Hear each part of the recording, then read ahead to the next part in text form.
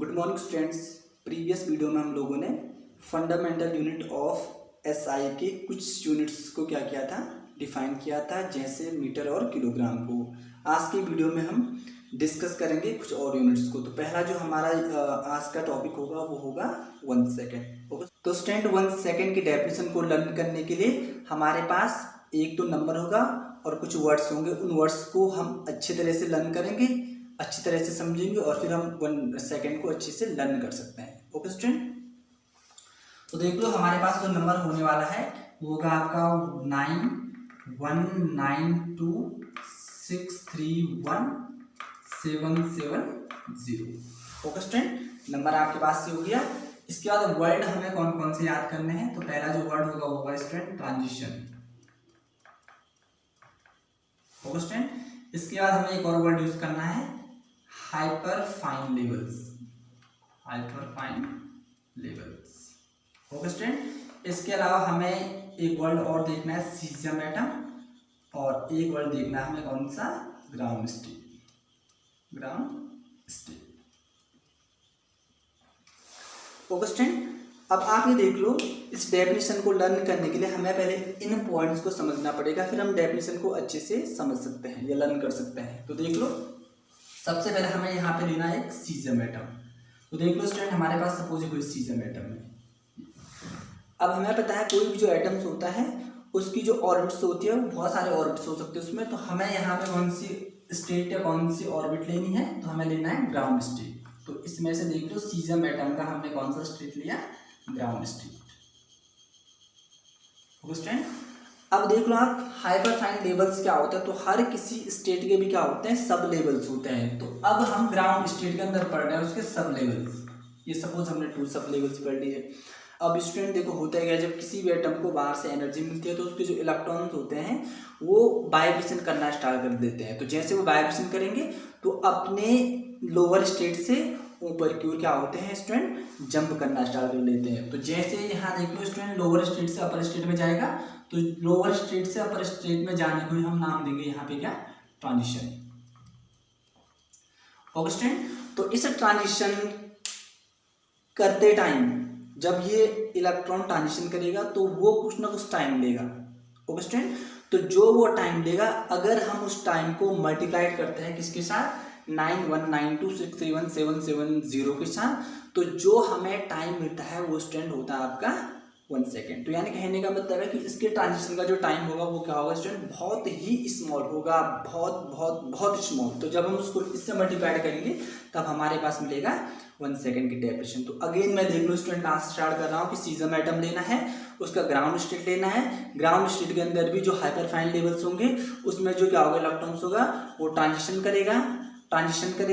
तो उस ट्रांजिशन का जो टाइम होगा उस टाइम को मल्टीप्लाई करना है हमें इस नंबर के साथ। तो जो हमें टाइम मिलेगा वो टाइम होगा आपका 1 सेकेंड। ओके स्टूडेंट, तो अब मैं इसकी कंप्लीट डेफिनेशन आपके सामने यहाँ पे कहने जा रहा हूँ। तो what is the definition of 1 second. तो 1 second is defined as duration of 9192631770 vibration corresponding to the transition between 2 hyperfine levels of a cesium atom in the ground state. Okay student, तो ये आपके पास डेफिनेशन है 1 second की। Now we will discuss on 1 kelvin. तो student देख लो, जो हमारे पास next fundamental unit है वो है आपके पास केल्विन। केल्विन को हम कैसे डिफाइन करने वाले हैं। तो केल्विन की जो डेफिनेशन होती है ये बहुत ही सिंपल है। यहाँ पे आपको केवल एक नंबर याद रखना और एक पॉइंट याद रखना है। तो नंबर आपके पास होगा 273.16। ओके स्टूडेंट, और आपको एक पॉइंट याद रखना है, यहाँ पे एक वर्ड याद रखना है, triple point of water. Okay student, तो पहले मैं इन दोनों जो मैंने यहाँ पे एक नंबर और एक वर्ड लिखा हुआ है उसको एक्सप्लेन करते हैं, फिर हम इसकी डेफिनेशन पे फोकस करते हैं। तो देख लो स्टूडेंट, जो ट्रिपल पॉइंट ऑफ वाटर होता है उसका मतलब क्या होता है। ट्रिपल पॉइंट ऑफ वाटर का मतलब होता है कि वाटर के एक ऐसे स्टेट या एक ऐसा टेम्परेचर जिसपे वाटर क्या होता है अपनी तीनों स्टेट में रह सकता है। तीनों स्टेट वाटर की कौन सी हो सकती है, solid, liquid and gas. Okay student, तो जो ट्रिपल पॉइंट ऑफ वाटर होता है वो आपका कौन सा टेम्परेचर होता है, तो जो आपका ट्रिपल पॉइंट ऑफ वाटर के लिए टेम्परेचर होता है वो होता है स्टूडेंट आपका 273.16 केल्विन। ओके स्टूडेंट, तो जो हमारा क्या होता है वाटर होता है वो इस वाले टेम्परेचर पे क्या हो सकता है अपने तीनों स्टेट में रह सकता है। ओके स्टूडेंट, तो आप ये देख लो। अब हम इसको कैसे डिफाइन करेंगे? It is defined as 1/273.16 fraction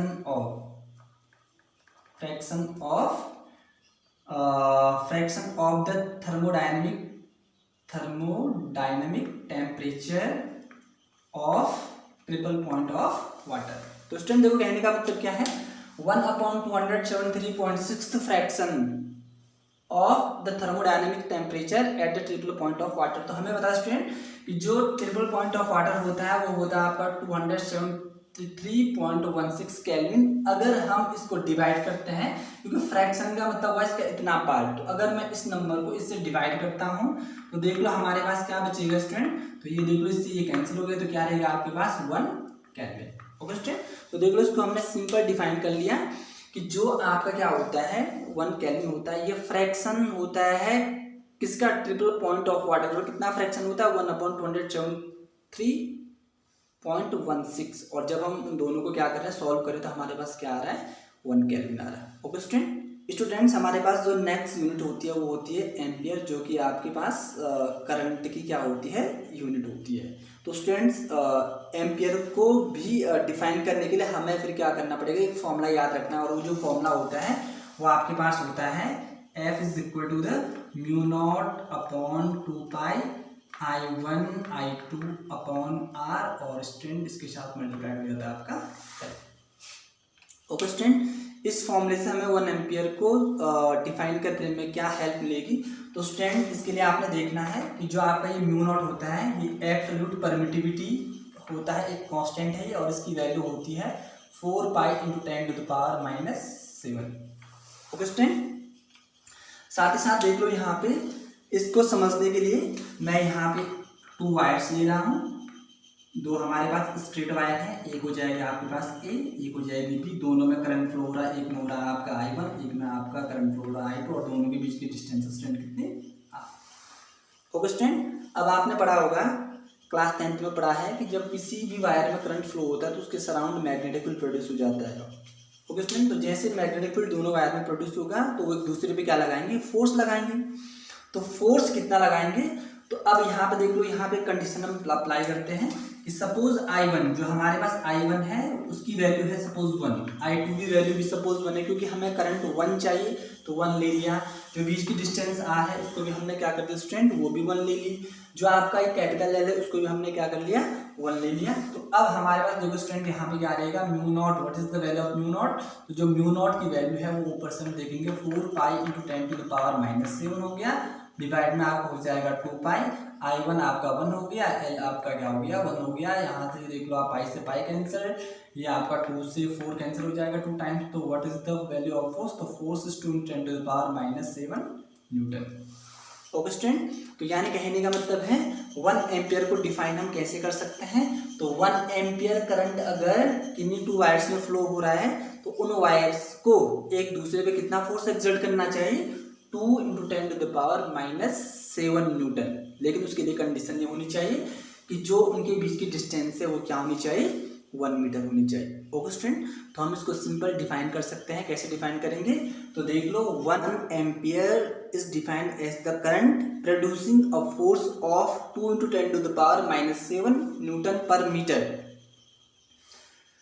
between 2 parallel conductors apart 1 metre distance in vacuum. यानी कहने का मतलब है इस पे लग रहा है, 2 पैरेलल कंडक्टर्स पे लग रहा है, एक दूसरे पे कितने मीटर की डिस्टेंस पे है, वो 1 मीटर की डिस्टेंस पे है, और कितना फोर्स लगा रहे हैं 2 × 10⁻⁷ न्यूटन पर मीटर।